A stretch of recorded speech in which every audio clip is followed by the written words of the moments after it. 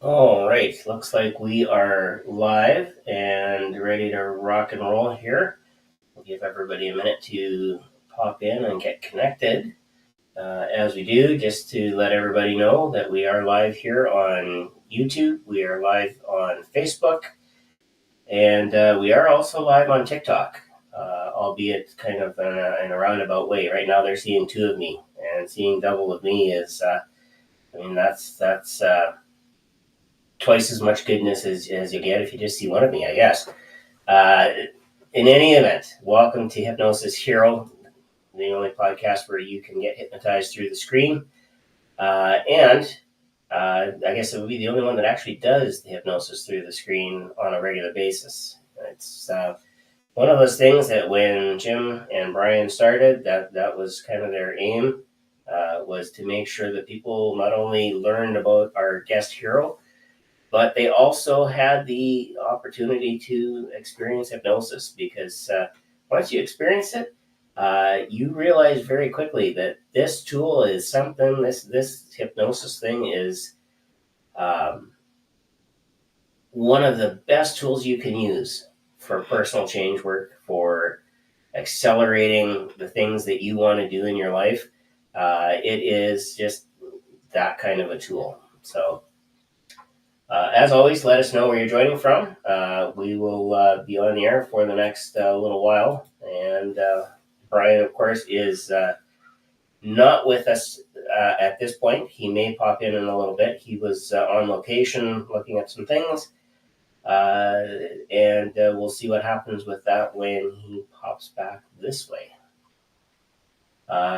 Just to bring everybody else up to speed, things in Canada are okay.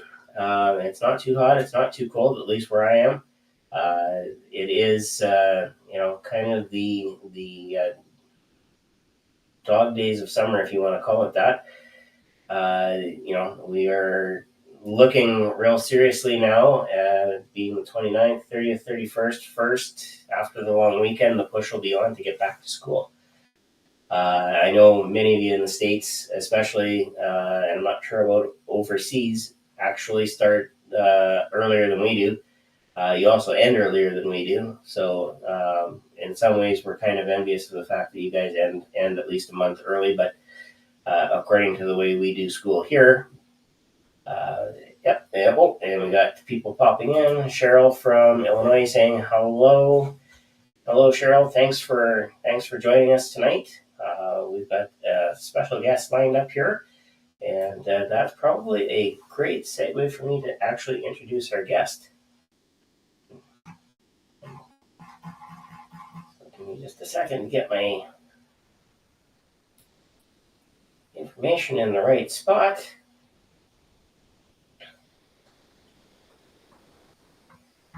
All right, come back here. There we go. I still need at least one more screen. I need a bigger desk, but I also need one more screen. That's my that's on my Christmas wish list. I think is just a bigger desk and another screen so that I can have everything exactly where I want it. Okay, that said, this intro is going to be a little bit different. I'm going to read it first person. So if you are following along, I'm not talking about myself. I'm actually talking about our guest.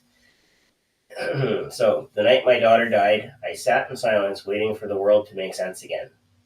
It didn't. Not in the way we wish it might. Grief isn't linear. It drifts, doubles back, and lingers in the quiet spaces between breaths. And in that stillness, I started listening. I listened to the echoes of love that refused to fade. To the truth that healing isn't always about forgetting. It's about remembering differently, carrying love forward in unexpected ways, and that's why I write. Because words can hold sorrow without breaking, offer light without pressure, and remind us we're never truly alone. My journey is rooted in both heartbreak and hope, with decades of experience in hypnosis, trauma recovery, and bereavement support. I help others navigate the wild terrain of loss. Drawing inspiration from Carl Jung and Viktor Frankl, I blend storytelling with emotional insight. guiding people through grief, transformation, and the tender rediscovery of meaning.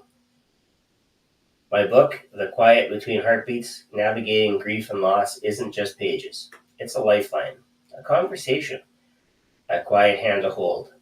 Written for anyone who's ever loved and lost, it speaks to those wondering how to breathe again when everything has changed. The losses of my daughter and grandson shape my work and deepen my purpose. Grief may change us, but it doesn't have to define us. We can remember with love instead of only pain. We can rebuild. We can find meaning again. Beyond writing, I teach, speak, and create spaces for healing, where stories are shared without shame and hearts are heard without judgment.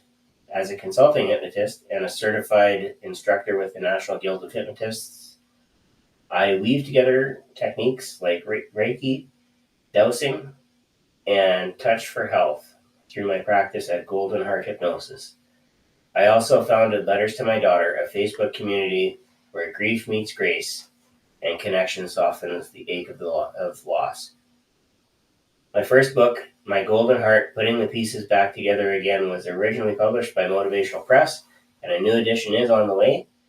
Till then, I keep writing. I keep listening. I keep showing up in the quiet where love still lives. You are not alone. And with that, please welcome to the Hypnosis Hero podcast, Sharron Major. Hi. There, Sharron. So happy to be here. That is a powerful intro. And there's a lot of stories in there that we'll dig into, I'm sure. But welcome. Thanks for being our guest hero tonight. Tell us, for anybody else who has questions beyond that intro, tell us a little bit about where you're at, and the people that you work with. Well, I'm in Chatham, Illinois, which is right mid-state, close to the capital. And I work with people both online and in my office. So I kind of have a dual background in the work that I do. So it's both rooted in hypnotism and shamanism. And I came to all that, I think, like many other people. I didn't set out to be a hypnotist. I didn't set out to go down this journey or this path. I truly was called to it. And in strange ways, and maybe I'll tell you part of that story. So in my office, there's many people who come who just maybe their energy is just completely out of whack, or they've just tried everything else and nothing seems to work for them. So we do a lot of energy work in our office, along with the hypnosis work that we do as well. Up to this point, I've always worked with Raymond Brown, who is a shaman, but he has been we need to give him prayers. He has lung cancer, so he's currently in the hospital, and that's all changing in my environment. But I guess when I started out, I think maybe where I need to start is what brought me into hypnosis, because I think that's the real story that's more interesting and that will make you understand where I'm at and the work that I do and the passion that I have for the work that I do. So, like many people, I grew up, got married, had 2 children, and life seemed to be pretty, like everybody else's married life. You're just busy working, taking care of kids. My husband was drafted into Vietnam. He was there for 2 years as a medic. And then as our children grew, my oldest daughter, I have 2 daughters, one of them is Tammy and one of them is Stephanie. And as my oldest daughter, Tammy, grew, by the time she got to be 12 or around the age of 13, I began to suspect that something was wrong, but I just really couldn't put my fingers on what it was. And so it just, as a mom, it niggled at me, like something's wrong, but you don't know what's wrong. And I kept running it through my mind and just couldn't figure it out. And she started along the path of substance abuse. And throughout all of her teen years, that's the way it was. She ended up getting married, had 4 children, and that abuse grew worse and worse and worse. And we'd been in and out of the therapist's office. We had tried everything that you could imagine, and nothing really seemed to produce any results. In the meantime, I realized that if I don't take care of myself, I could get lost in all this drama and trauma, and nobody wants to go down that kind of road with their child. It's very, very difficult, very heartbreaking. And so I started taking classes at the university, just one at a time, but it was enough to kind of keep my own individuality and to keep my sense of sanity, just outside of what was happening in my life. And so at some point, I got enough classes under my belt. I decided to go back to school and get my degree. I went to school at Washington University in St. Louis and got a degree in fine art. And just as I am graduating, um, my daughter's life is spiraling completely out of control, and she committed a crime and ended up going to prison. And when that happened, I took her oldest son. My husband and I took her oldest son to raise. And so when we took her oldest son to raise, then his father showed up and said, "Hey, I'd like to help. I would like to help. I heard what happened, and I'd like to help." And I knew that he kind of had his own drug path, and so I said, "No, you have to get off drugs before you can ever be a part of his life." And I said, "If you want to get off drugs, I'll help you." And he said, "Let me think about it." And I really did think that was the end of him. I wouldn't be seeing him again. And so maybe a week later, he came back and he said, "I thought about what you said, and I decided that I want to do it." And then in my mind, I'm thinking, I don't think I want to do this, because he had no sense of time. And I was very organized. And so I thought, and I was very tired. I just graduated from college, and I was taking on raising another child, and we had 3 other grandchildren that we were sort of looking out after. And so I'm thinking, I don't think I really, I'm going to maybe renege on this, Um, and so I always knew his name is Raymond, and Raymond's the one that works in my office. I always knew that Raymond was gifted as a child. Um, but it had kind of gone underground with his substance abuse. And so I'm thinking, you know what? I don't think I can do this because it's just going to take too much time.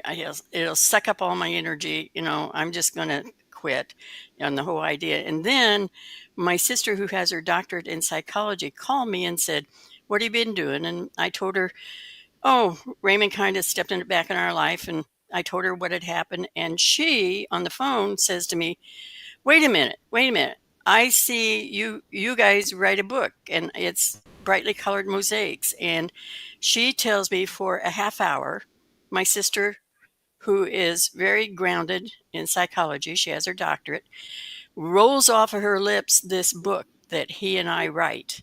And it's in very brightly colored mosaics, which is like my artwork. And it's the story of his life, and it's to help children not go down the path that he went down. And I hang up the phone and I go, "What on earth was that?" I mean, literally. And but I'm still thinking, I just don't think I can do it, you know.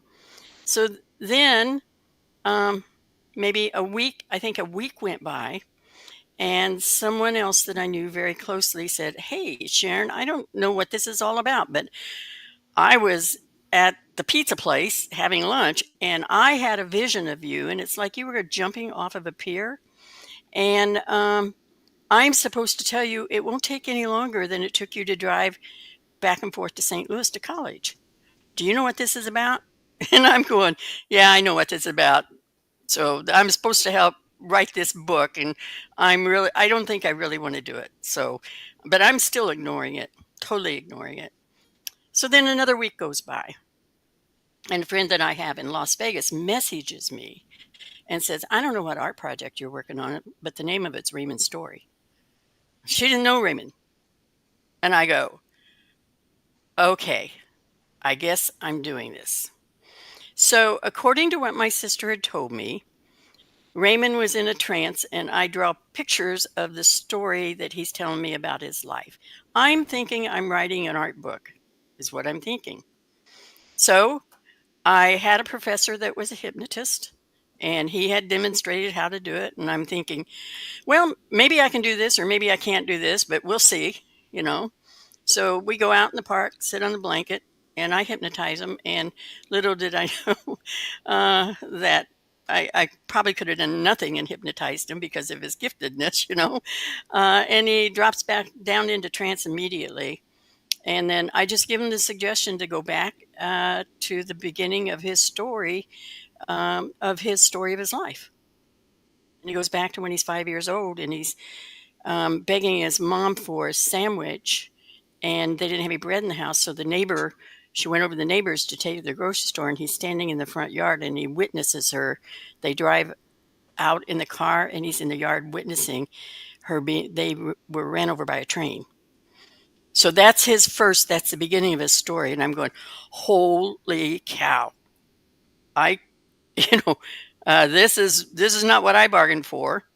And so I'm just definitely ready to just quit. I'm done. And Raymond is going, no, you're not done. We're not done. So I immediately saw to it that he started with a therapist, and we continue. The next time, he tells that his father remarries, has an adult children. One of them kills his gerbil and tells him that if he doesn't do what she tells him to do, she will kill his brother. And then she proceeded to, I'm going to just put this delicately, do the most horrific things that you can imagine in your mind to him. Okay, that's the way I'm going to put it. And so I'm drawing pictures of everything he's telling me, and I'm thinking I'm writing a picture book.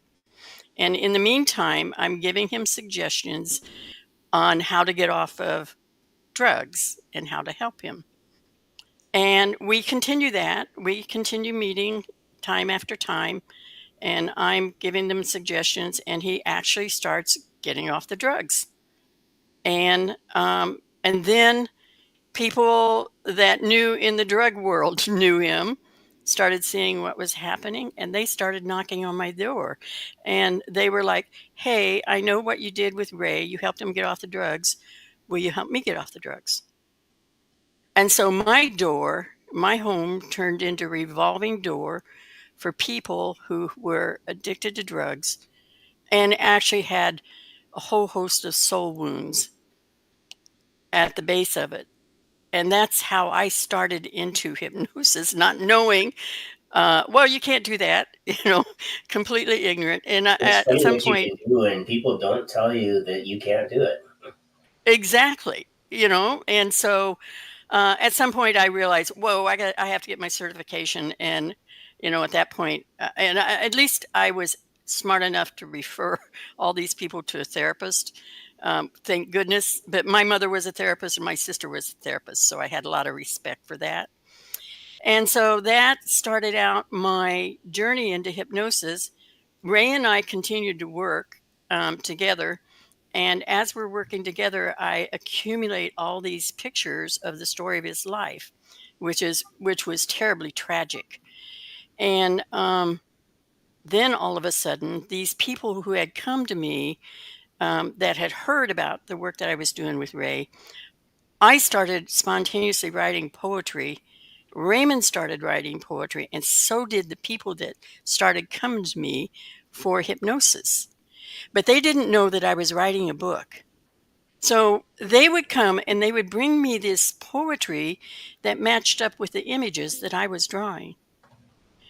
And I am just going, I've totally gone off the wall crazy. It's what I'm feeling like, because there's no logic to explain any of this, only to know that I'm supposed to write this book, and it's about sex and drug abuse.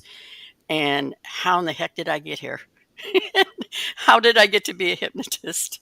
Uh, that is the beginning of my career. I never looked back on it. My my daughter, who was addicted to drugs, eventually uh, killed herself with her addiction. That's not the outcome, of course, that I wanted. We wanted, um, and then if you fast forward into my life, then her son, who I raised, actually acquired the soul wounds of both of his parents, which were passed through him generationally. He also died of addiction of the exact same drug that my daughter died from. And then if you fast forward again, I have a grandson. My youngest grandson passed. He actually he got one of those drugs that was sent over from China. You know, fentanyl that was laced with horse Yeah. tranquilizer. So that is, in short, that's sort of my story. There's a whole lot more. My first book that I've written, My Golden Heart, putting the pieces back together again, is my story of my journey with my daughter. The book that Raymond and I have written together is not out yet because it has 110 images in it, and I have yet to figure out how to get that on the market just because it has so much imagery. I just don't feel like the Lord would have me write it if there isn't going to be a way. So I'm waiting for that door to open. And in the meantime, I've written the third book, and that is The Quiet Between Heartbreaks, Beats, Honoring Loss and Embracing Resilience. I've spent the last 5 years writing that book, and I'm in the process of sending out query letters and trying to get not trying, getting an agent and a publisher for that book. So that's sort of where I started, and that opened the door to the work that I do. So, and then Raymond actually ended up working in my office as a shaman, and that's a whole story in itself about how he was trained as a shaman. Um, and he did energy work. He did like chakra alignment, soul retrieval, and things like that in the office. And he was a very powerful shaman in his work that he did. He was also a street boy that I wanted to slap his head off of him, but uh, uh, that comes with the territory. And I have a lot of respect for the shamanic work that he has done over the years. It's been pretty amazing. So, talked a lot to start with, so sorry about that. No, I'm sure no, you not have at all. questions. Not at all. I find it, as you were talking, a couple of thoughts came to my mind. First, of course, is um, we are often the most qualified to help the people that we were like, coming up. And so I can imagine a lot of your work now, when you're working with your clients, is centered around helping with grief and trauma. And I suspect there's quite a few families that come to you because there's a member using drugs and so on and so forth. Um, how does, I'll put this delicately, how do you help those clients? I guess reframe would be the best word, because that's, every hypnotist in the world knows about that word. But how do you help them reframe that grief, that tragedy, that trauma that they're dealing with? Um, Interestingly enough, I think that anyone that has, I call it soul wounds, okay? So anyone that has soul wounds that they carry from their childhood on up, those soul wounds have a very profound impact on the choices and decisions that they make. And so, first of all, helping them, like my daughter, what happened with my daughter, um, she had been ab- abused in the most horrific of way by 4 men at one time. And so she had completely disassociated that experience. She had no conscious memory of it, but that was driving her addiction. Right. And so, in order to help someone that is my opinion about it is a couple of things. First of all, it is they have to be able to access that. I'm not saying they have to relive that memory because I don't believe in that. But I am saying they have to bring it to their consciousness in some way in order to take it out of their bag and get rid of it. So and there's different ways to do it. Like you can tell them they can observe it as a newspaper writer, or, as a hypnotist, we're very creative in what we do and say. And so we know there's different ways that you can do that.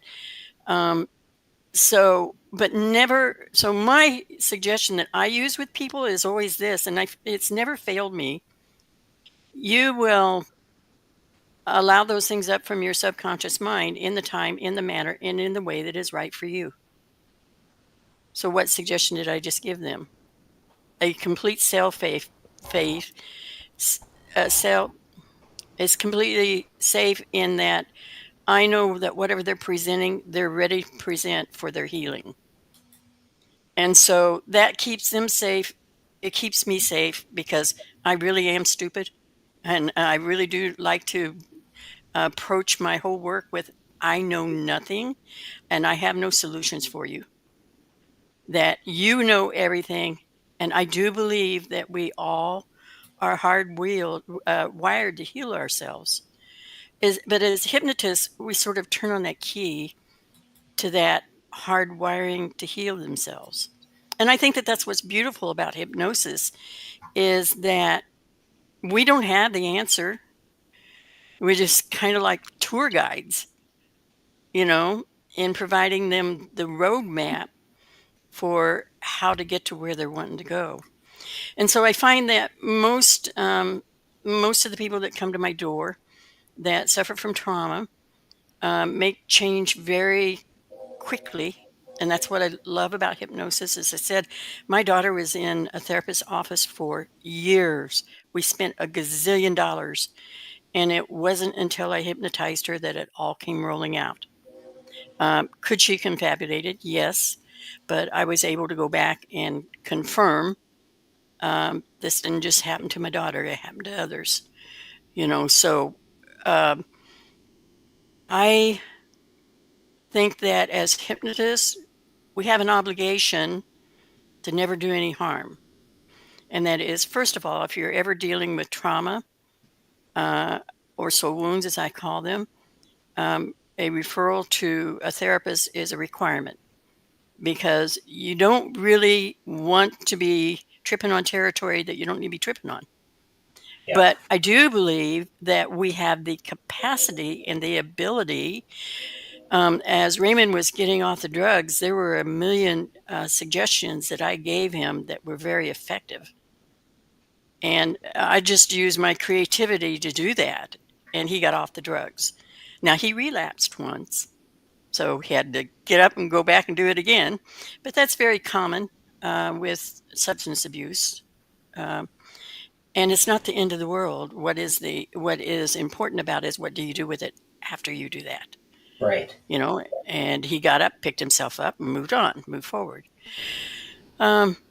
So I think that hypnosis is very powerful and has the ability to allow us to access our own internal processes that can bring us to a place of happiness and joy and peace where and it can do it real quickly. And that's what I love about it. That And I it moves think, really fast. yeah, and that's why I say, and I don't want it to be a self-fulfilling prophecy, but I will always tell people hypnosis is the most underutilized change tool out there, because if they understood just how fast and how effective that change can happen for them, they would be all over it. They would be. But I think that this is the qualifier for me is they have to want the change.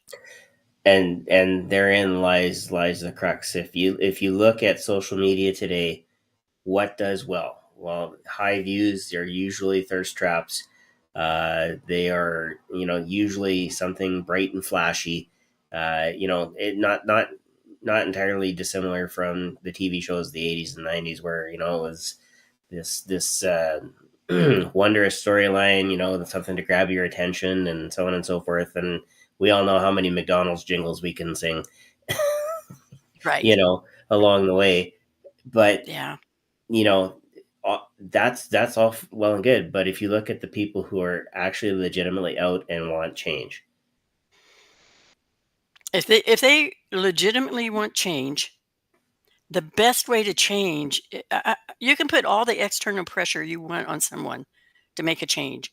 And what happens is immediately when you take that pressure off, they go right back to doing what they were doing.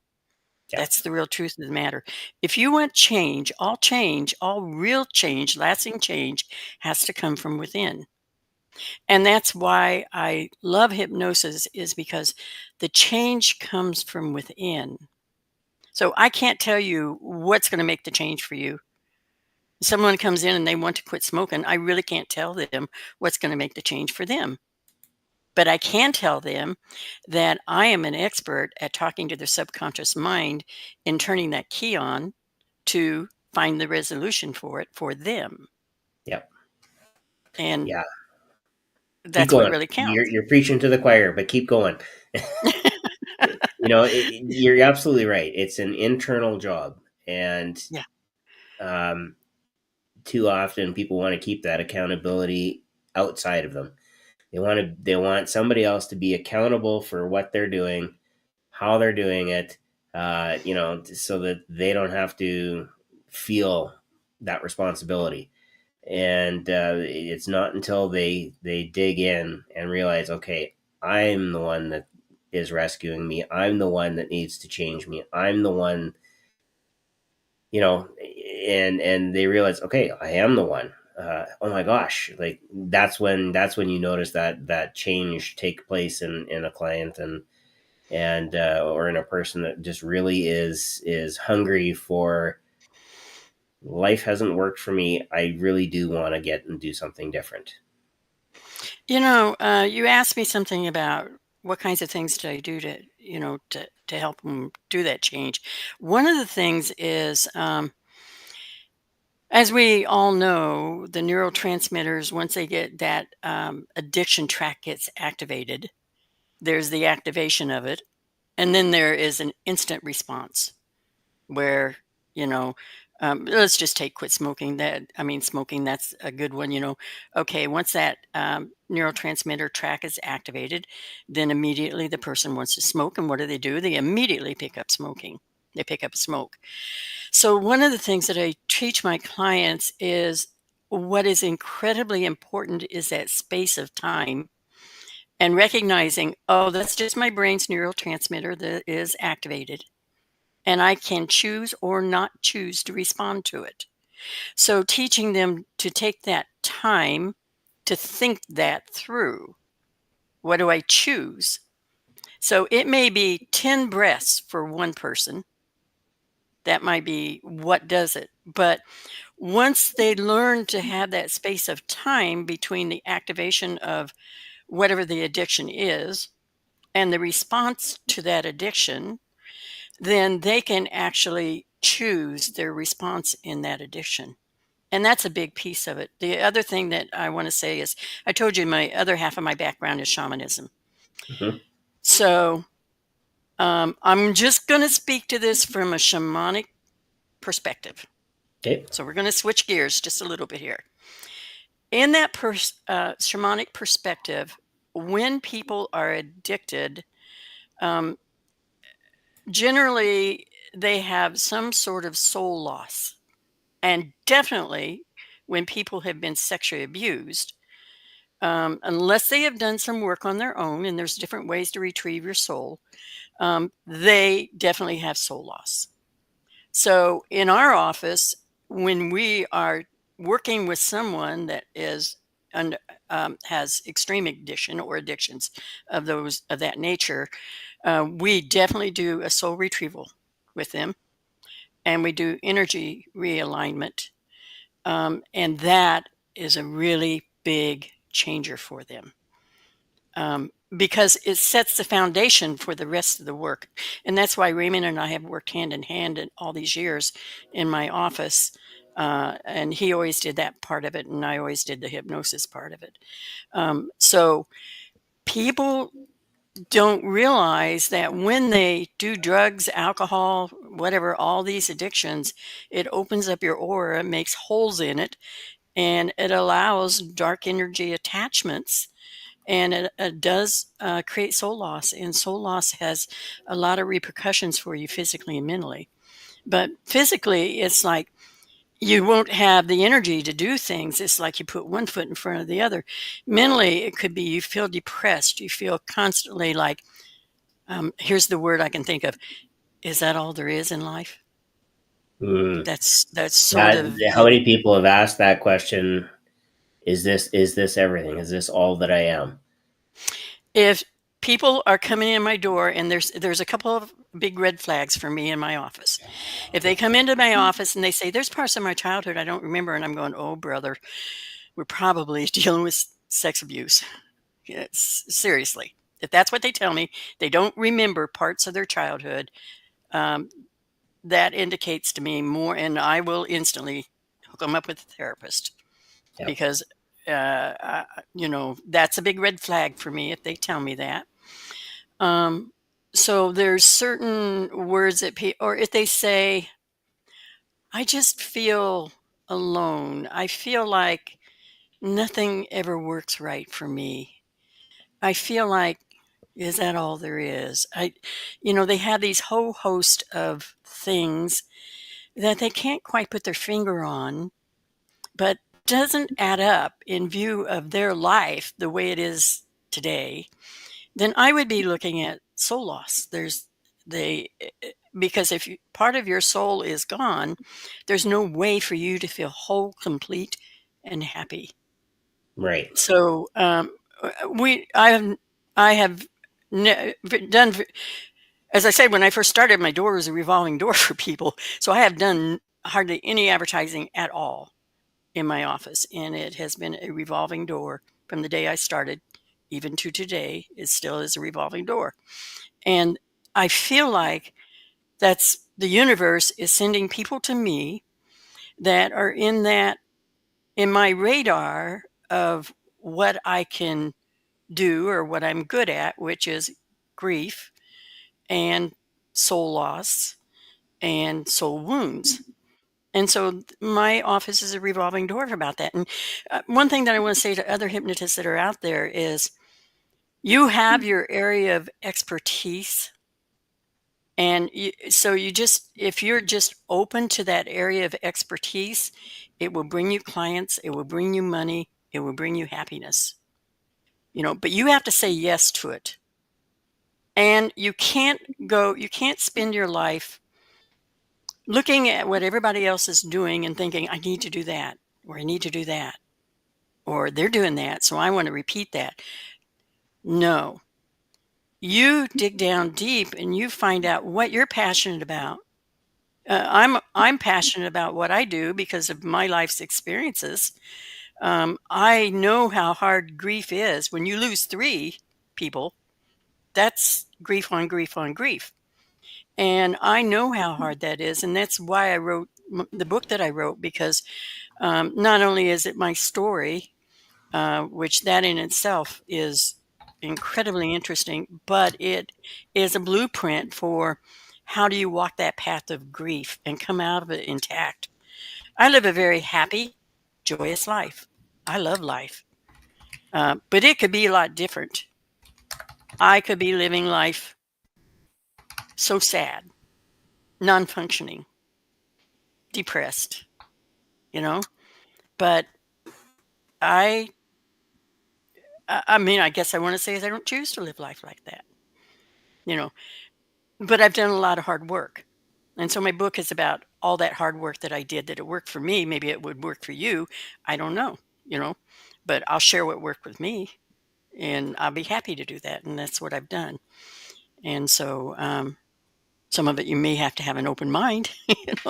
One of the things that I did was I did a lot of non-dominant handwriting, and all of my books. well, not my Raymond's book has been done with the artwork, but have been done with non-dominant handwriting, and that has been a great way of dealing with my grief and getting the expression out. But what's really cool about it is it connects you with your subconscious mind. It's taken me to a lot of different ways, a lot of different paths. One of the things is I learned I could channel with non-dominant handwriting, and one of the things I started doing was channeling Carl Jung.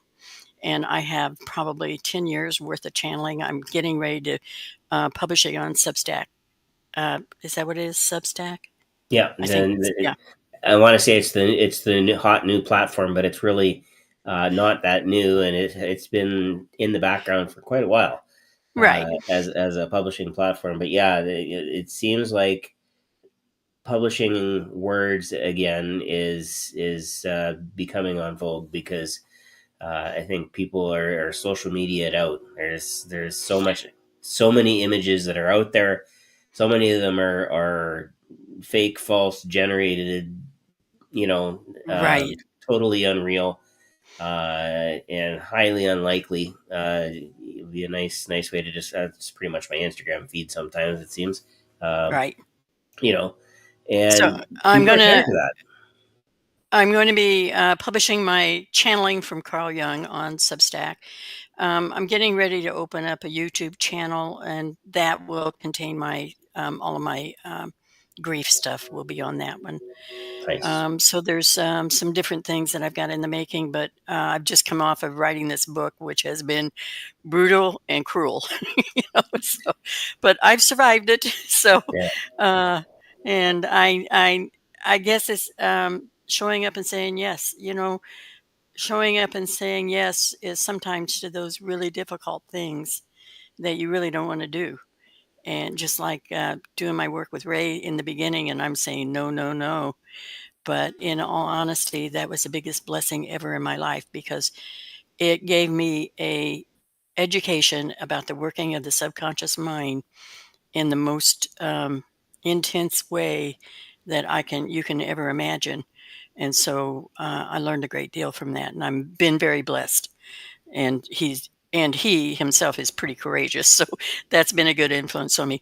I learned that I'm working on courage in my lifetime. So when you figure out what you're working on in your lifetime, then you can kind of put everything into perspective. So for me, I'm working on courage, and so all of these losses, they kind of come in that category. I know that if I come up to a choice or decision that I have to make, I need to choose the one that's courageous, and that will help me with my to create the most soul's growth for me. So I don't know, Shawn, what are you working on in your lifetime? Oh, there's lots of things I've been working on in my life. I think very much along that line. Probably for me, the top dog would be action. I've been a chronic overthinker slash procrastinator in my life, and it doesn't always serve well those two uh, bents in um, so for me choosing the action over let's sit and ponder, let's take another day to Hmm. figure it out. No, we don't have time to take another day to figure it out. I'm I've started pushing myself to the point now where if there isn't really an action attached to it, yeah, it may still need to get done, but it kind of goes to the bottom of the list. Like let's get the actions out of the way. Let's get things done. Let's do things. The term "make it so." If you're a Trek fan at all, should ring Absolutely. should ring true. That's why I've got Captain there. It's everybody bugs me about it. They say, "Oh, your costume." No. It's a uniform. um, you know, Yep. um, and it's a reminder to me that there is so much more to life than where we're at right now and what we're dealing with right now. There is a whole universe out there. There is a whole galaxy to explore. There are things to uncover, sights to see. There's no point in putting it off Yeah. for another day. So interesting that you would say that procrastination, that is that kind of that big thing. And one of the things I discovered with myself was my primary defense mechanism is procrastination. When I get overloaded, I procrastinate. And so when I start procrastinating, I have to stop and go, okay, where have I overloaded myself and what do I need to eliminate? So I hear what you're telling me as being the exact same thing that I look at. Yeah. And so for me, there's another thing that has coupled with that, and that having so much loss in my life is the realization that truly tomorrow may not come. So I want to live the fullest that I can live.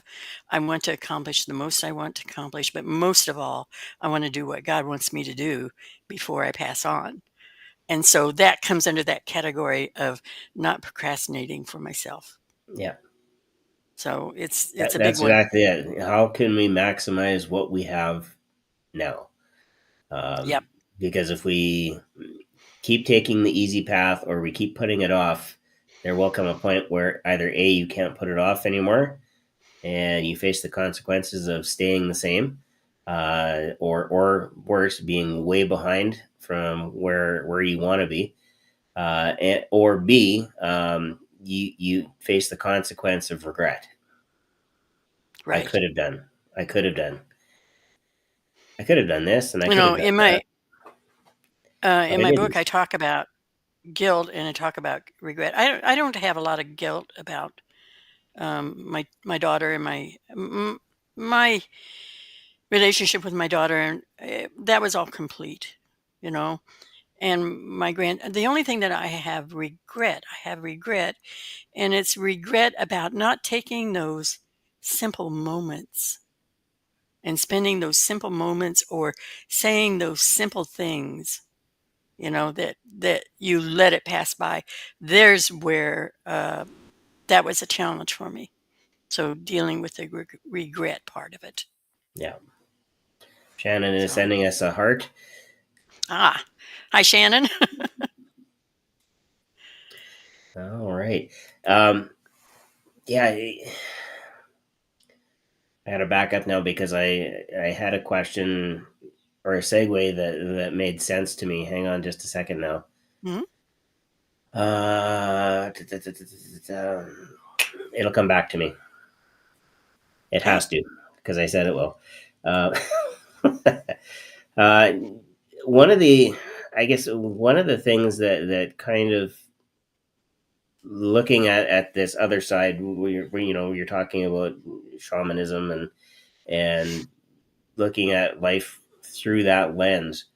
Um, what I find interesting is that a lot of it really doesn't conflict with what I would say the mainstream thinks they think.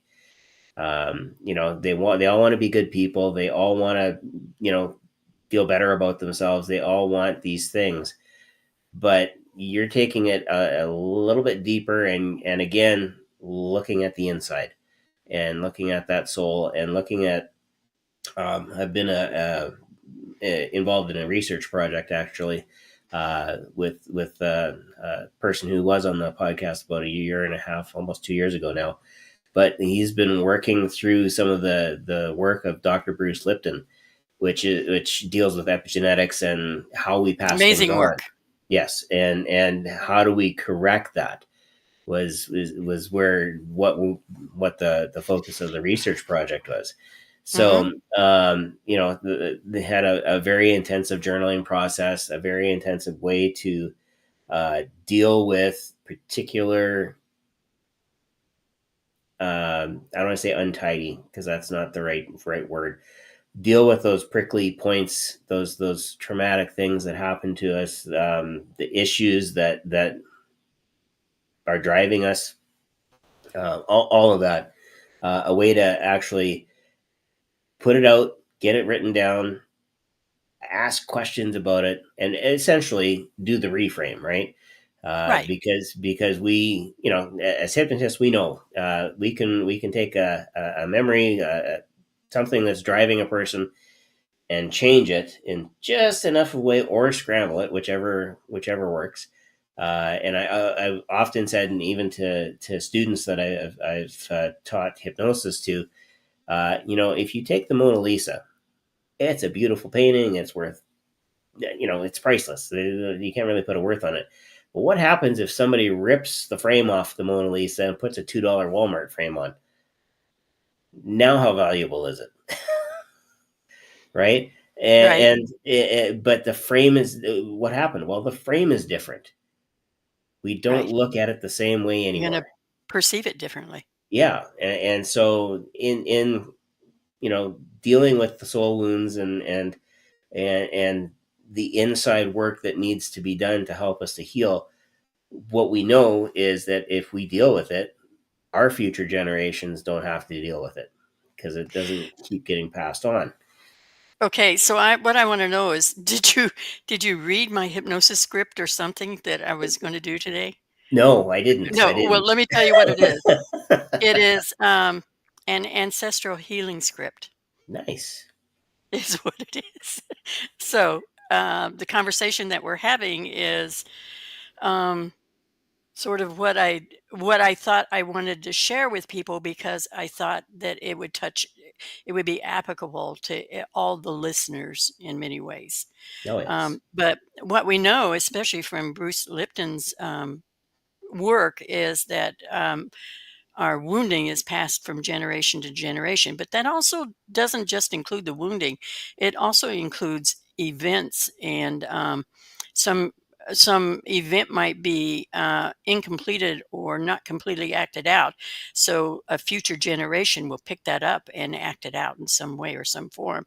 And that's Right. exactly what happened with my grandson. My daughter, she passed away from methadone overdose mixed with something else. My grandson, my oldest grandson, passed away from methadone mixed with something else. The exact same thing. So that soul wound that both her father and mother carried was passed forward to him, and he acted that out. Um, and in looking at his death and that experience with that perspective, that gives me greater understanding about one of the places where you stay when you have loss is why did that happen, why did what It caused that, becomes an what anchor. Yeah. yeah. And so that really was helpful for me in understanding the why, knowing that that was a generational pass forward. And so, how many times do we have generational pass forwards that aren't even remotely in our conscious awareness at all? And they have a profound impact on our life. And I know that you and other hypnotists out there, each of us have stories that we can tell about perhaps past life regression, where a person has some sort of wounding or event that happened to them in their past life that has so much energetic carry forwards that influence them in their current life. And I just had one recently in which a person had committed suicide, and it was carried passed forward into this life. Many after effects of that that were unexplainable in this life. And so if you have a context to put things in and have an understanding that life is much bigger than just you and I here having this conversation. It's much bigger because it entails your ancestry, what came before. And all of that is actually going to have an impact on your children and the grandchildren and what's carried forward. And so it's important in my world, it's an important part to take a look at not just what they walk in the door with in terms of soul wounds, but what they're walking in the door with in terms of their ancestral history. And sometimes they don't know that, but sometimes it can be determined, and Yeah. it has a big payoff in terms of helping people to live a happier life. helping people live a joyous life. Because one of my observations today is that we have so many people that are living a depressed, um, angry, sad life, and that's not the way it's intended.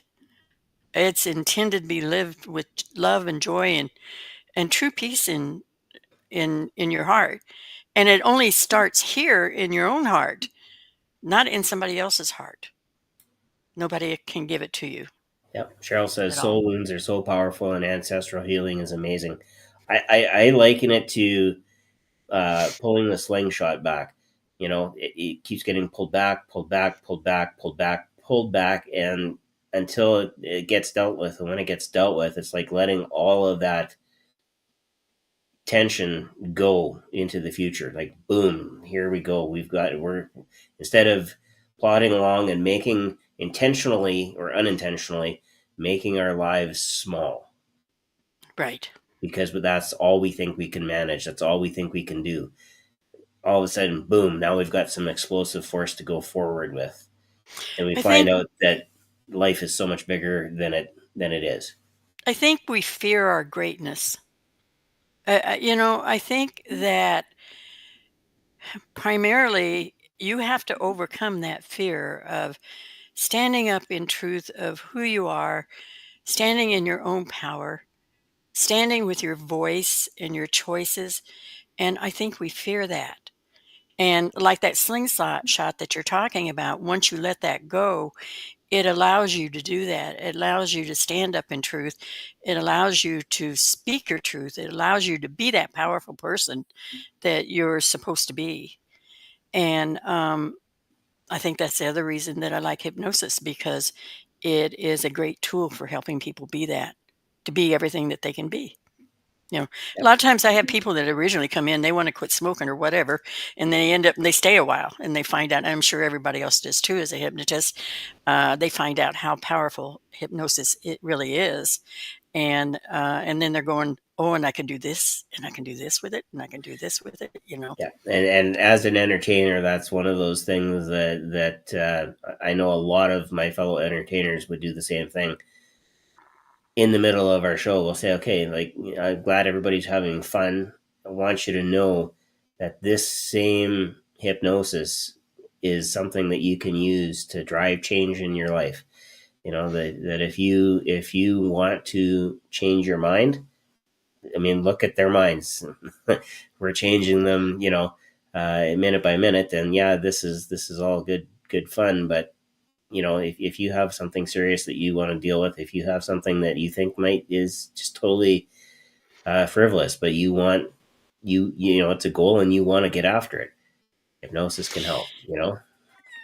You know, the the one thing that I think is important as I have gone along this grief journey, um, is that to remember to have a sense of humor, even about yourself. Because Oh, if I didn't, I don't know what I'd do. yeah, when you're grieving, oh my gosh, I remember one day going to the grocery store. My hair was a mess. I didn't want to be there. My clothes were a mess. I just was trashed, you know. And I'm walking in the door, and I'm kind of halfway snickering to myself, and I'm going, "Oh my gosh, I hope nobody sees me." And the minute I got in there, somebody walked up to me. You Oh know? yes, it's inevitable. I have the Mhm. same thing. As a teacher, you want to make sure you present yourself, reasonably decently, in Yeah, society wherever it is that you are, but in your hometown especially. And yeah, inevitably that one time that you happen to you're just not put together, boom, there's somebody there that right, or there's like a group of students. right. Yeah. I wanted to remember to mention on my sharronmajor.com is Sharron SHARRON Magyar.com. I don't know if my webmaster has it up yet, but it will be probably by the end of the week. I have oh, thank you.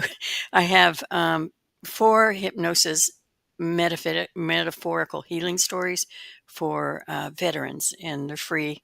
They can just log on to the veteran page, and then they can click on it and listen to them. And they're pretty powerful stories. I've spent a lot of time and work on them, so I want to be able to offer that out to the veterans for free. At one point, I had a membership site, but the more I think about it, the more I think I really would like to give back to that community, just because my husband was a Vietnam veteran. And so this is sort of my way of doing that. And my intention is to add more as the time goes along. And so they're just metaphorical healing stories, just exactly what they say, but they're powerful stories. And I think they could help some veterans. And as a teacher, like I know the power of a story, and a well told story. It can change a student's perspective. It can change a colleague's perspective too, but um, it can change a student's perspective on life so quickly. Uh, Absolutely. and so, we have to be conscious of the stories that we tell, not only ourselves, but that we tell other people, because when we're looking at them, one word can lift them up, and one word can send them spiraling. And so, for me, I always try to put on, and I learned this through IT support more than anything else.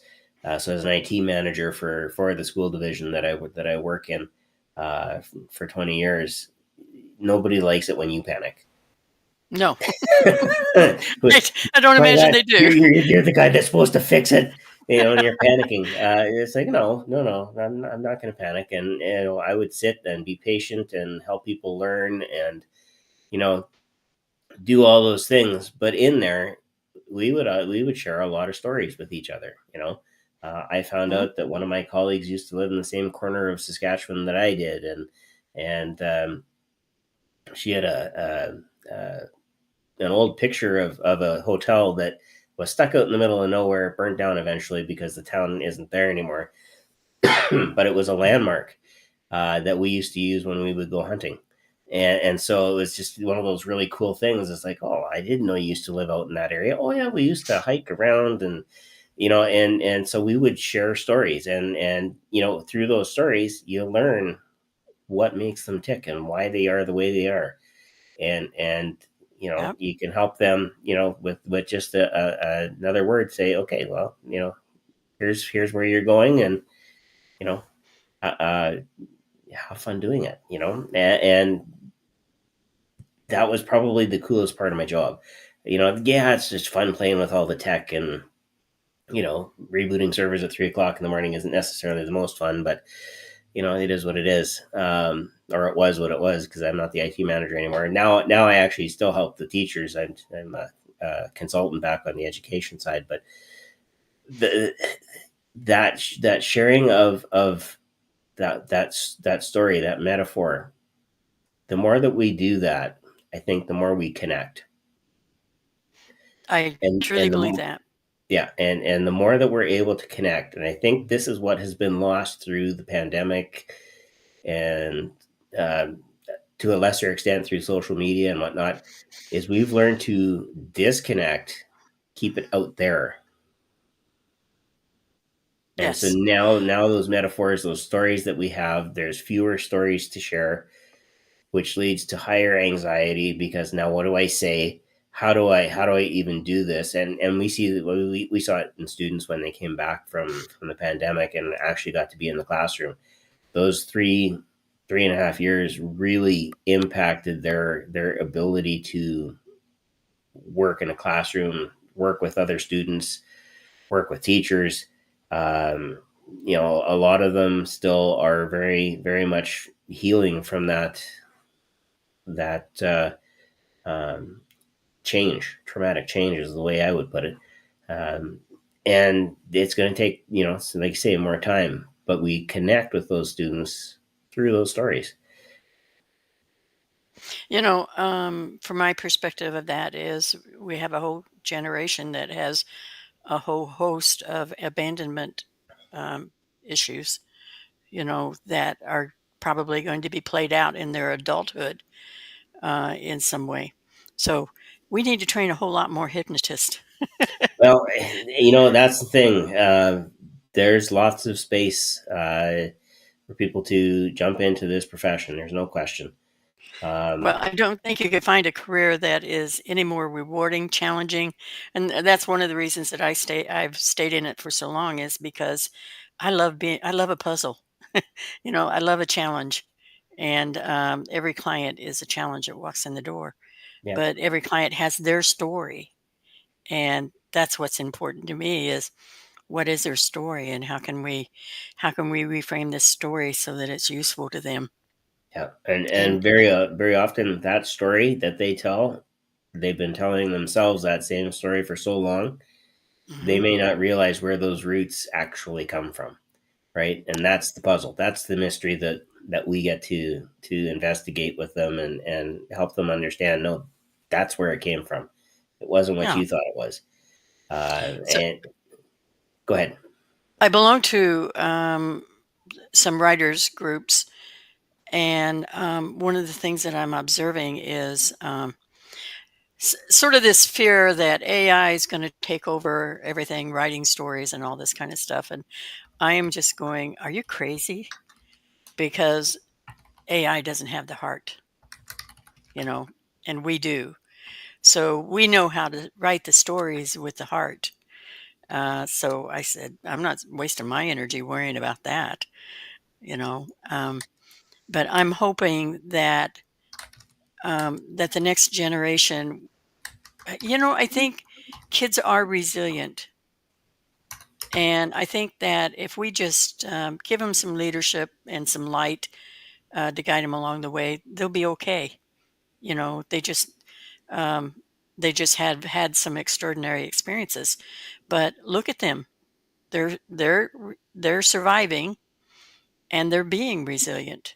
Yep. You know, we There, just there's have been a to. lot of progress. Don't get me wrong. I maybe painted a worse picture than it maybe is, but there are still quite a few that need that extra support.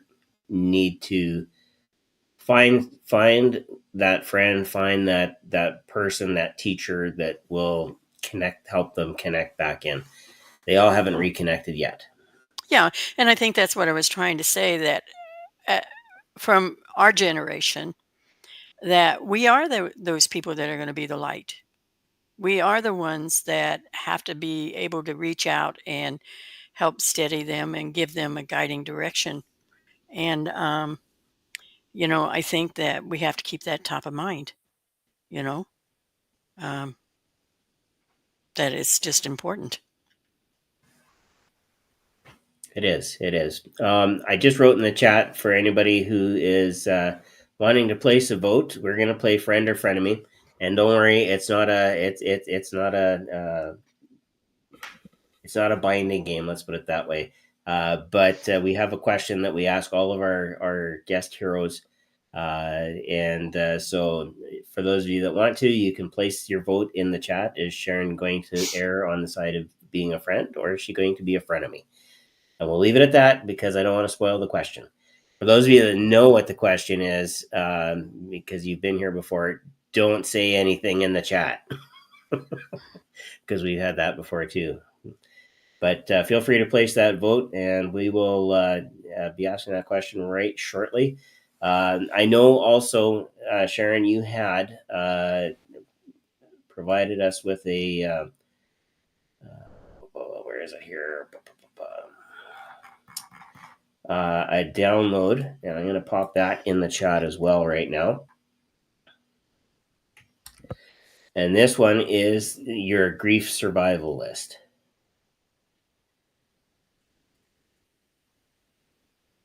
So I will drop, and it's a big long link, so I apologize because that's the Microsoft way of making things more complicated than they need to be. And I see NB Google is saying friend always. Uh, all right, so we've got that. What will they see on that list? Um, Actually, it's my personal list that I Okay. compiled about, things that you should be aware of or think about or that can help you navigate grief. So, Okay. it's only things that made a difference to me. So it may make a difference to you, and it may not. But I thought I would share it, and I spent a little time thinking about it, and I was thinking, okay, what could I say that would really help? Um, that can be tangible, that can help people, Yeah. and so that's what I put on the list. Okay. Yeah. And I guess that's the thing. Everybody is unique. We all have our unique life that we look through our own lenses and so on and so forth. So, is everything going to work for somebody else that work for you? No. But if there's even three or four strategies there that uh, will work, how much better is it that they actually have those strategies and can work with them, and they can pass the rest of them on too, which is a Yeah. cool thing. So if you're listening on the replay, that is available. If for some reason the link stops working, you can get a hold of us through the Hypnosis Hero podcast Facebook site, website, or YouTube site, and just leave us a message. We'll make sure that we have a copy of that available. Are you ready for the big question? We've got a Okay. couple people. All right. Hit me with it. So, for those of you that have never watched Hypnosis Hero before, our founder, the guy who actually created the podcast, was Jim Kellner.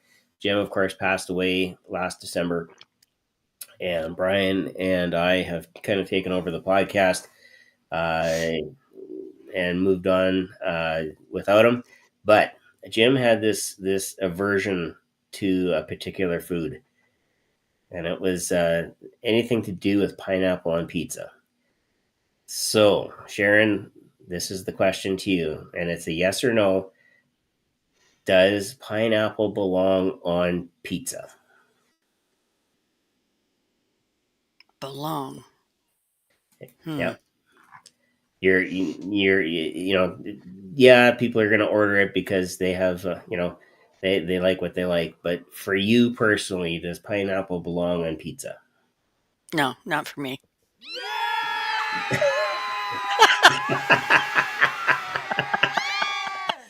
So, NB Google, you are correct. Sharron is a friend. It's just like I said, it's one of those fun things that we've done. Uh, And Jim I actually took would eat it, it. You know, but I would not order it. yeah, exactly. It's not the preference of either. Well, it was never Jim's preference. Brian doesn't like it, and I've grown out of that sweet and savory kind of taste. If I'm gonna have something, I'm gonna have steak. So pizza is kind of secondary, and it'll have pepperoni and bacon on it for sure. So just yeah, that's just me. We always get a few people in the chat that like to push our buttons on that. So Jim decided he created a T-shirt that if you like ham and pineapple pizza, you have the taste of a junkyard dog. And he had a couple of other things on the go. He just made a real thing out of it. So um, yeah, so we that's one part that Brian and I every time we ask that question, we always think back to Jim and That's how much nice. we had without pineapple on pizza. So, And I'm sure he's up there watching. oh, he is.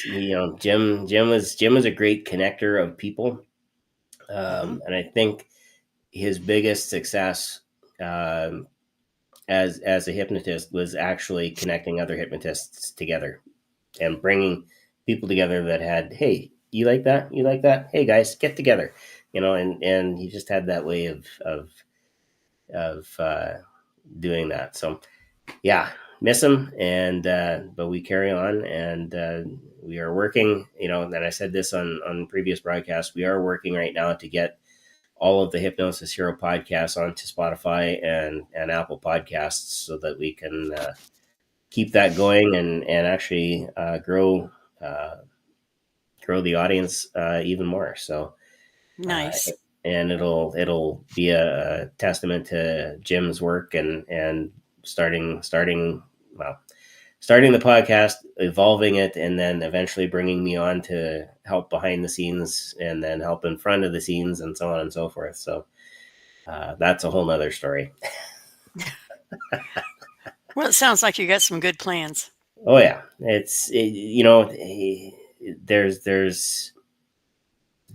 yeah, it's on social media and so on and so forth, but there's content there that is valuable. It can be mined, and there's a lot of hypnotists that have shared some really cool things over the last 3.5 ish years that we've been on the air, and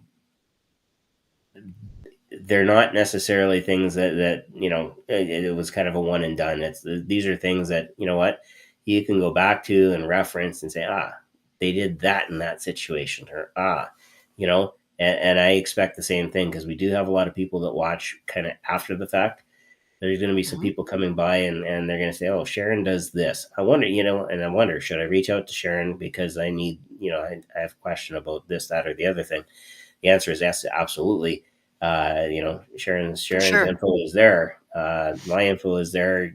And we can definitely connect you up if you have questions, or you have some thoughts that you want to share after the fact. We do monitor YouTube and Facebook and so on and so forth for anybody who posts questions after the fact as well. So all of that there to say that up to this point, everything's been live. And what we're going to do is we're going to transition into our hypnosis portion of the podcast. But before we do, we say this every time. Disclaimer. I can't say it quite like Mike Mandel does, because he's got a really good disclaimer voice. But you have to understand, hypnosis relies on focus. And if you need to focus on your current circumstances, you're driving, you're cooking, and I joke about this, but I did have somebody on TikTok who was slicing vegetables as I was getting ready to start hypnosis. And I said, well, turn me off then. Whatever you're doing, if it requires your attention, pause this. Well, you can't right now, it's live, but if it's the replay, pause this until you're able to fully concentrate on this, and you're not going to be in danger of doing anything else. But yes, for this part of the podcast, we are going to jump into some hypnosis, and we're going to turn it over to you, Sharron. And it's all you. So, just to set a little bit here. This is an ancestral healing script. And so, what I wanted to make you aware of is to do ancestral healing, it has to be done by somebody that in person that is alive. And they're the sort of the medium for making that happen. It can't be done any other way. So, this is a special gift that you can give yourself. You can give your ancestry that came before you, and your ancestry, like your children, your grandchildren, right on down the line.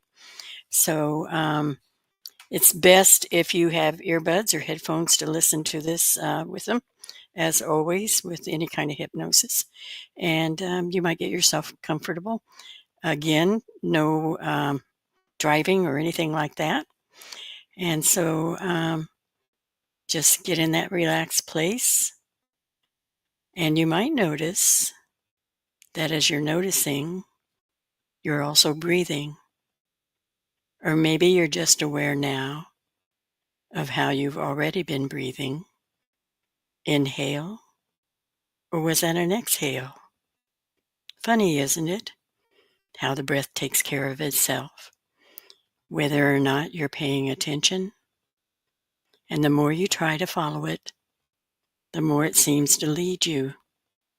Nowhere in particular, or everywhere at once.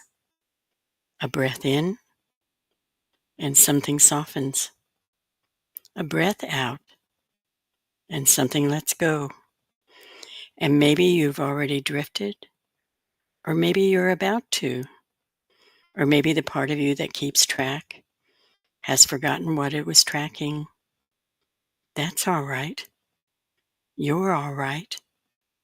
In fact, you're doing beautifully, Because as your breath moves, gently, effortlessly, your body begins to remember what safety feels like, what stillness sounds like, what peace can become when you stop chasing it. There is no need to make sense of it. Sometimes the mind untangles itself by looping, spiraling, wondering, and as it loops, spirals, wonders, a deeper part of you slips quietly beneath the surface. You may wonder if you're drifting now, or if you've already gone deeper, if time is slowing down, or if you simply stepped outside of it. And none of that matters, because your breath knows the way, and your breath is with you, always. Inhale, and feel the soft lift. Exhale, and feel everything fall away. Nothing to do, nowhere to go, only this breath, stillness, peace. And as you notice the noticing, something curious begins to happen. Is your breath breathing you now, or are you breathing it? You wonder if the calm began in your chest, or if it started somewhere else entirely, a place beyond the body, beyond thought, beyond time. Was it the warmth in your spine, or the memory of a dream you haven't quite remembered yet? A flicker behind the eyelids, a shimmer in your marrow, as if your soul is glowing from within. You might try to place the feeling, but even the effort slips like sand through open fingers, and still the wave of peace keeps washing through you, not once, not twice, always. Your limbs now weightless, or are they heavier than clouds? The difference, if there ever was one, seems to matter less and less. Even meaning begins to melt. Even thoughts seem drowsy. Even wondering wonders. You feel the edges blur. Your skin no longer the limit. You are becoming the breath. The breath is becoming you. And somewhere in that sweet confusion, you understand something without needing words. You may wonder now if your body is asleep, or if it's simply remembering what peace feels like when it no longer has to hold tension. Your shoulders peak in size. Your spine hums a silent lullaby.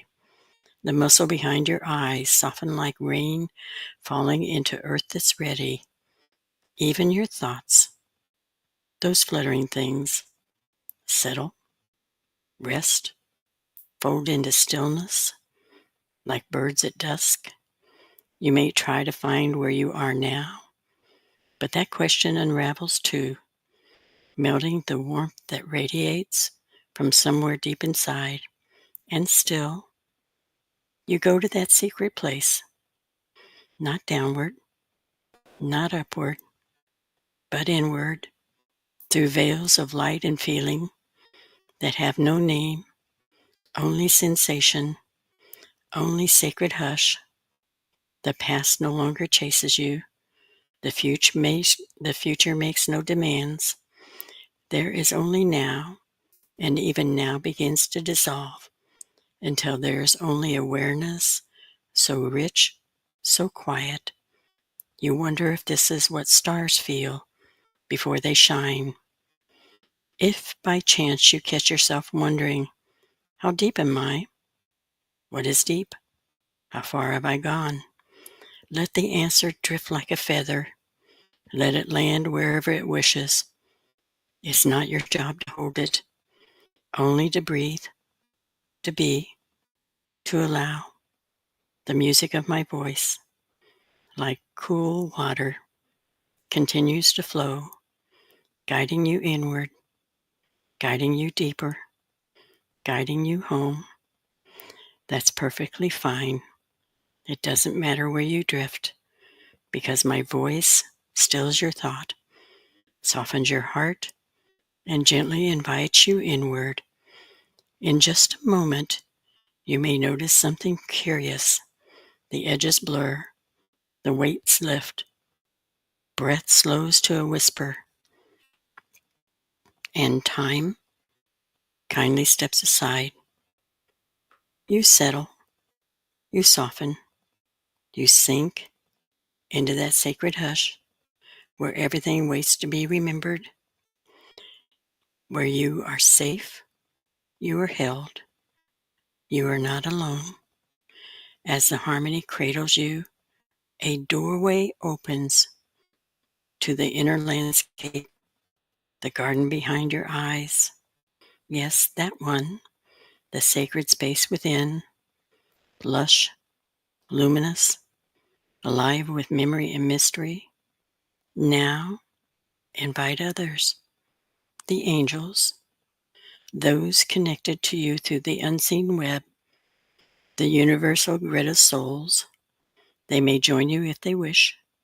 There is no pressure here, only peace, only protection. As they gather, your ancestors come too. They emerge from the edges of time, one by one, heart worn, soul tired, but willing, waiting. You meet them in the hush, your voice steady but soft. I am here to help free our family line, to listen, and to unbind what binds us. Their silence begins to unravel, and you hear what was never spoken, the weight behind their eyes, the ache that echoes in your own life, in your own body. Yes, you've carried it, the grief that wasn't yours, the fears that seemed to come from nowhere, the patterns repeating like haunted lullabies.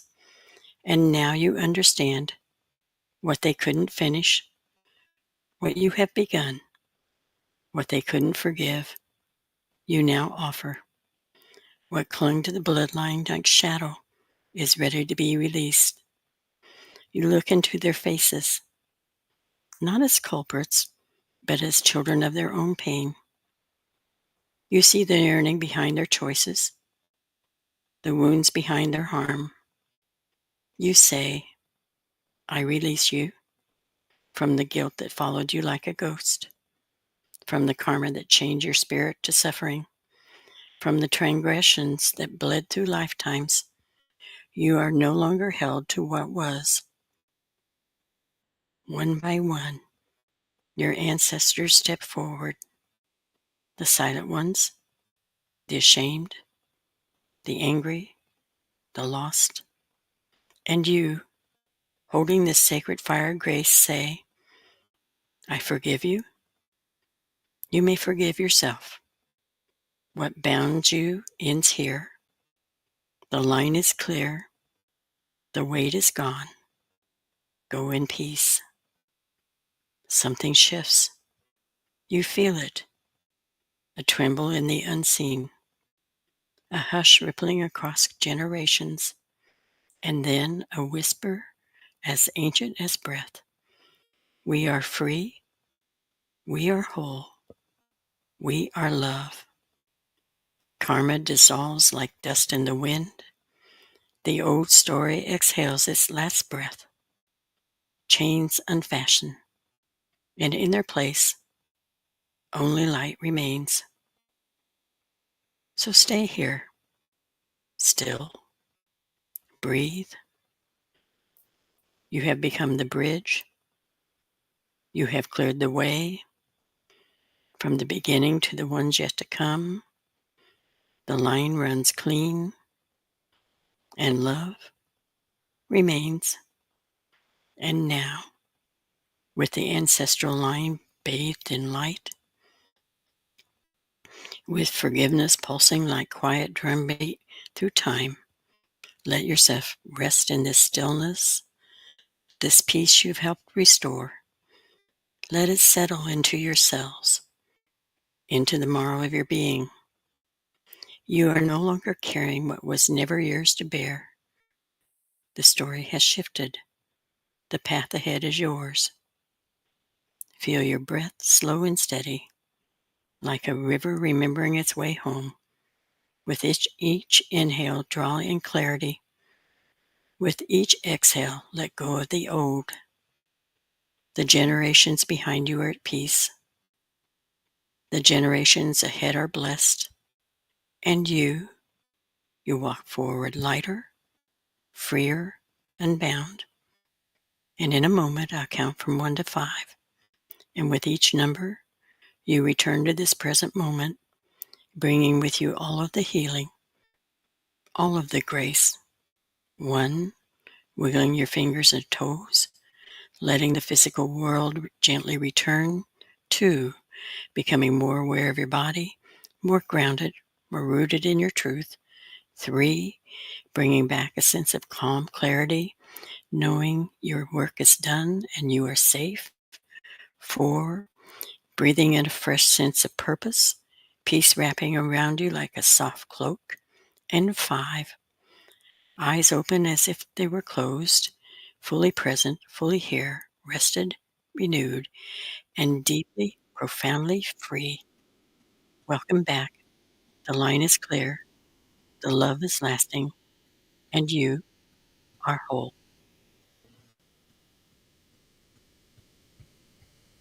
And as you come back into the room, we'll give you a moment to get your bearings. Let us know in the chat how that was for you. I know this is one that I'm going to go back to and listen again and again, simply because it's one thing. I have to monitor things now, but I want to go back and I want to experience this one in particular because, again, just in talking, I can recognize there are some things that are tying me to the past as well. So, I think this could be packaged up on its own, and you got a whole nother audio. All right, Shannon says beautiful. Turn the ticker off here. We're good. We're past that. Thank you for that, Shannon. Oh, go away, ticker. There we go.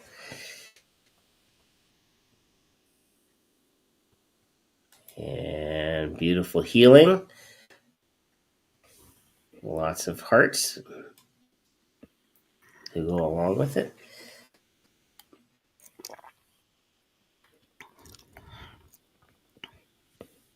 So as we wrap up, a couple things that I think just overall we should say. First of all, if you are a veteran, there are some free story sessions that you have on your website. That link has been posted, and MB Google says just lovely and profound.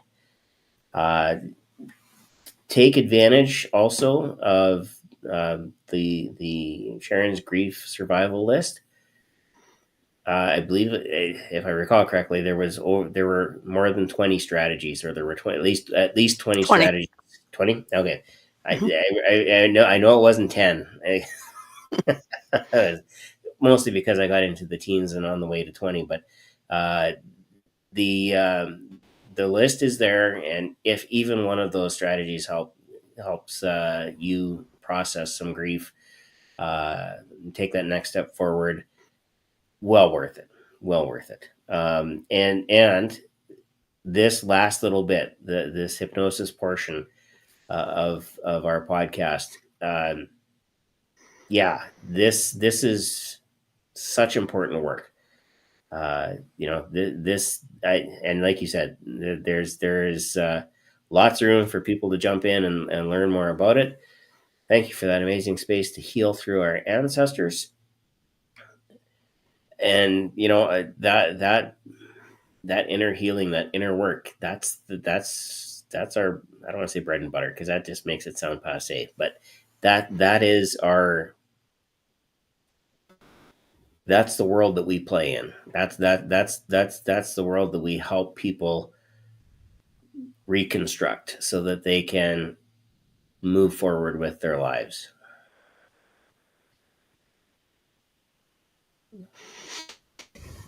I want to leave people with something in this. So I know in my experience of working with grief and trauma, the the best of both worlds is the clients working with the mental health care professional along with the work that we do. I think that that's the best prognosis and scenario for people. Um, and I think that's the best way for them to actually connect with themselves and be able to heal themselves. Yeah. All right. Cheryl says it's the sweet spot. Absolutely, it is. Um, Once you get your book published, come back for another visit. Okay, I'll do Uh, that. I'd love to. we've launched lots of books here on Hypnosis Hero, and so Kevin Lapine would have done a book on his life and his story and being bullied and growing into being that Vegas hypnotist that he is. Jim wrote his book, of course. I was going to reach for my bookcase. It's not there anymore. It's over there. Jim wrote his book. We launched that here, and Bob Martin also wrote his book on the secret self, which we've launched here. So when your book is published and ready to go, uh, yeah, come back to I, us and tell us about it, and we'll do a special book launch edition of Hypnosis Heroes. I would love that. I thank you. I really appreciate that. Oh, absolutely, 100%. I just want to say thank you for the listeners and tell them how much I appreciate their staying and listening and allowing me to share my story. I appreciate it. Shawn, I appreciate you and your just your platform and giving everyone the opportunity to share like you do. Oh, this is a privilege. One thing I learned from Jim, it's how to help people connect, and this is a great platform to do it on. We get to know you, you get to know us, and yeah, that's another story that we both can share now. We're connected. Awesome. So, with that in mind, until next week, Tuesday night, of course, 5:30 Pacific, 8:30 Eastern. Till then, take care, stay well, be awesome. Good night, everybody.